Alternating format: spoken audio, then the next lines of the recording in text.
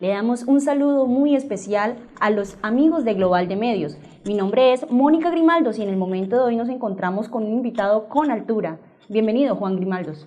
Gracias, Mónica, y a ustedes, Global de Medios, a la audiencia de estos importantes espacios de la comunicación que se interesan por lo que le sucede y le ha sucedido al Casanare.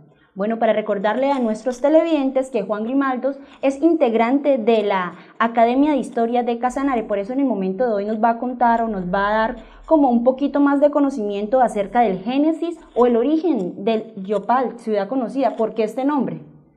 El Yopal, sí, es importante conocer de dónde venimos, así como cada cual se pregunta por qué le pusieron Juan o José, averigua por qué ese nombre. Y en efecto, Yopal se denomina así porque digamos los inicios, los antepasados de esta ciudad eran Marroquín y El Morro, pero en esa vía, bordeando el Crabo Sur, habían muchos árboles de yopo, y un yopo más otro yopo es un yopal. Entonces, finalmente, a través del tiempo, por estos sectores también hay un lugar dentro de la ciudad todavía que se conserva, tiene digamos, esos árboles que se exhiben ahí, entonces por eso el yopal. Y el yopo tiene una característica que nuestros ancestros, nuestros indígenas, procesaban su semilla, lo pulverizaban, lo inhalaban y se volvía un narcótico, un alucinógeno que hacía desvariar y hacía sentir las emociones que un narcótico le da a una persona. Bueno, Juan, usted nos menciona acerca de los antecedentes de Yopal. Como bien sabemos, todo territorio prehispánico tiene su historia indígena. ¿Cuál es la de Yopal? Sí, la historia de Yopal viene de los indígenas achaguas, que estaban en el piedemonte llanero. Entonces, como estamos hablando del antes Yopal, estos lugares del piedemonte y al borde del río, los achaguas se acostumbraban a asentar allí. Y lógicamente que se iban hacia arriba de la cordillera y se metían un poco hacia la sabana.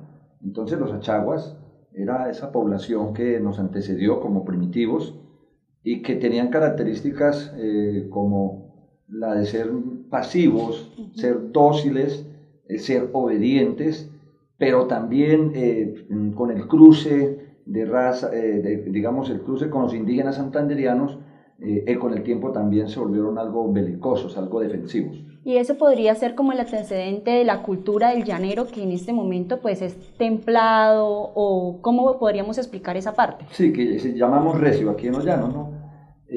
Sí, habían caminos marcados hacia Santander. Por ejemplo, el camino marcado y de más trascendencia era el camino de Támara hacia Confines. Esa cultura de los guanes y los chitareros de Santander, sumado a los de la altiplanicie cundiboyacense, bajaban por varios caminos marcados, pero había uno muy movido que era ese de Támara Confines. Por aquí correspondía uno de Nunchía, Nunchía, Marroquín, Labranza Grande, Sogamoso y Santander, pero el más transitado era el de Támara Confines. Pero más sin embargo, esos santanderianos, indígenas, chitareros y guanes que llegaron aquí se entremezclaban, y esas en cultura, hablámoslo en cultura, se fueron entremezclando.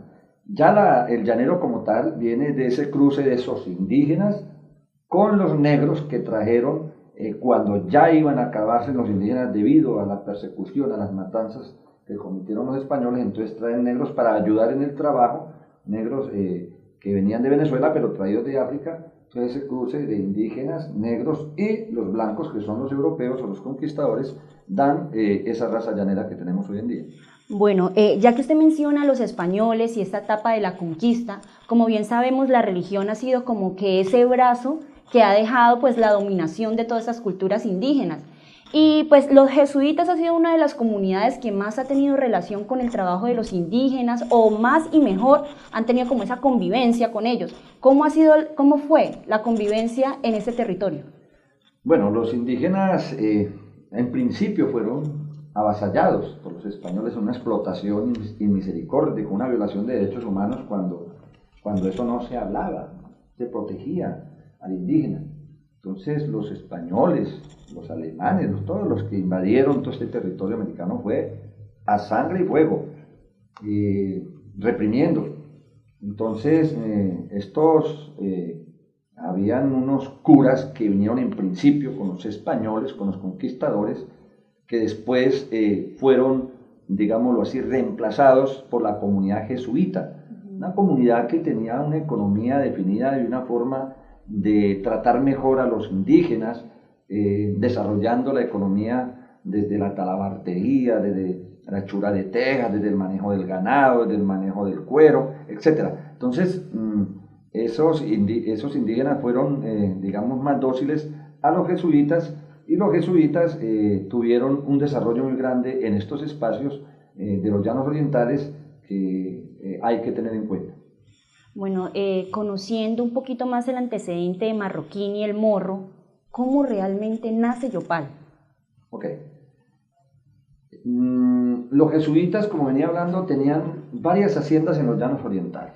Entonces tengo que dar esa explicación, porque de aquí del río Cravosur hacia el río Tocaría había una gran hacienda que se llamaba la Hacienda Cravo, propiedad de los jesuitas. De ese Tocaría hacia el río Chire se llamaba la Hacienda Tocaría. Y de ese río Chire hacia allá, pasando Tame y tocando territorio araucano más al fondo, se llamaba Caribabari. Y al otro lado del Meta había otra hacienda que llamaba la Hacienda de Apiay. Entonces correspondía a Yopal ese asentamiento de la hacienda de Cravosur, que iba hacia el río Meta. Entonces eran territorios muy grandes. Habían caminos, digamos, indigenistas, que luego se volvieron ganaderos, después de que llegaron los jesuitas, que venían de Nunchía, marcaban por ese Tocaría, por esos cerros de Tocaría, llegaban a Marroquín y luego pasaban a Labranza Grande llevando ganado, como una etapa más acá. Pero realmente nosotros venimos de Marroquín. Hay una carta que le envía Barreiro a la corona, al virrey, desde Marroquín en 1818, si no estoy mal. Quiere decir que Marroquín existe desde 1818. El Morro aparece luego, que en Marroquín hay unas pestes, hay unas enfermedades virales incontrolables que hacen que la gente se baje al Morro, porque Marroquín es más húmedo, destila mucha agua, y en esos tiempos los medicamentos eran escasos. Entonces Marroquín aparece como el emporio que reemplaza a Marroquín. El Morro reemplaza a Marroquín. Entonces se ha dicho que Marroquín tiene el nombre, o le pusieron el nombre en honor al expresidente de la República Marroquín. Pero Marroquín, presidente, nació como 9 o 10 años después de esa carta que como crónica está, donde dan parte arriba al virrey que de Marroquín pasa algo. Entonces esa tesis se cae. Otros estudios o otra tesis más cercana es que Marroquín tomó el nombre porque allí, como era un paso ganadero, o como era un criadero en tiempos de jesuita, antes de ser un paso ganadero más desarrollado con el tiempo, ahí parece que todo lo que, digamos, el producto de las reses se transformaba, y uno de esos productos, pues los cueros. Entonces parece que había marroquinería en Marroquín, y que era un centro de negocio de cuero. Entonces podría llevar el nombre Marroquín por ello. Bueno, interesante uno de los datos que estamos conociendo acerca del surgimiento o el origen de la ciudad de Yopal. Ya conocimos la historia. Juan, ¿cómo se consolida hoy Yopal? Bueno, Yopal se consolida a través de un proceso de independencia, diríamos así, porque lo que es este territorio dependía de Nunchía hace mucho tiempo. Ya les conté que Marroquín se fue desarrollando, se fue empoderando como un territorio propio administrativo, y que luego le correspondió al Morro. Entonces ese es como el génesis, ¿no? Nunchía con un pequeño Marroquín, que era un paso, un centro de los jesuitas, y luego un paso ganadero. Luego el Morro, por lo que ya expliqué que Marroquín tuvo problemas por el tema de salud. Entonces ese génesis va siendo, digamos, debilitamiento cuando los habitantes de Tilo de Irán empiezan a reclamar que aquí ya había muchos habitantes, porque ya se había fundado lo que hoy en día llama Yopal por medio de posadas, donde llegaban los que traían ganado de paso de la sabana hacia arriba, hacia el cerro. Entonces, habían posadas y se empezó a desarrollar un caserío, y ese caserío se fue regando por otros lugares, y entre esos Tiloirán, que ya tenía un centro poblado importante. Entonces, los habitantes de Tiloirán fueron los primeros que empezaron a hacer una digamos, presión para que se bajara un centro administrativo a lo que hoy en día es Yopal, y en efecto a Yopal, digámoslo así, le dieron la papaya de ser inspección de policía, y de ahí se prendieron luego para ir avanzando y quitarle la municipalidad al Morro y a Marroquín, sí, digamos. Pero fue una pelea grande, administrativa. Hay apellidos muy trascendentales de familias tradicionales que hoy se observan todavía raíces aquí en Yopal, porque no tenemos sino 76 años de vida administrativa. Fue una pelea administrativa y de celos.